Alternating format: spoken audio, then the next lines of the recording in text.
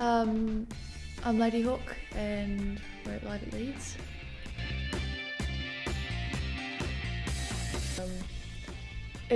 UK is very much it's a music loving nation. It's everyone's a festival goer. You don't meet anyone who hasn't been to a festival before.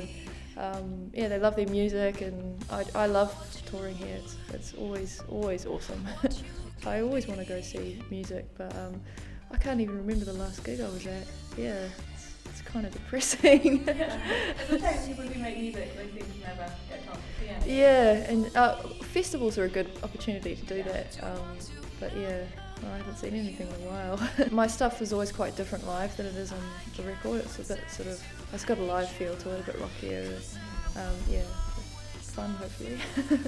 I listen to all the same stuff all the time, and but for this record because I just moved back to New Zealand for a bit, for like a year and a half, and I was sort of going through a bit of nostalgia, like being in my hometown, and going through all my old music I used to listen to when I was a kid. So I was listening to a lot of Britpop and Blur and the Charlatans and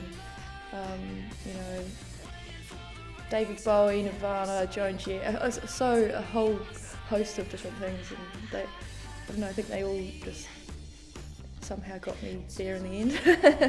The new album is called Anxiety, and that'll be out, keeps getting changed, but end of May. And it's sort of a bit darker than the first one, but it's still pop, a bit rockier. I recorded it mostly in France with Pascal Gabriel, who I did half the first record with as well. But, I recorded maybe 2 tracks in London and 2 tracks in New Zealand, and then the rest in south of France. When I was home, I was quite exhausted because I just come off tour, so I wanted to be in relaxation mode. And then when I'm in London, I'm sort of quite easily distracted because there's so much around.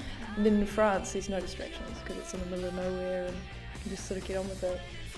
I didn't want to repeat myself and make another version of my first album, so I wanted to back the synths off a bit and have it sort of more rocky, more guitars, more sort of rhythm, focus on the drum beats, and I don't know, I wanted it to be more sort of a bit simpler setup than the first album, even though it may not reflect that in the sound. It was the process was a lot easier.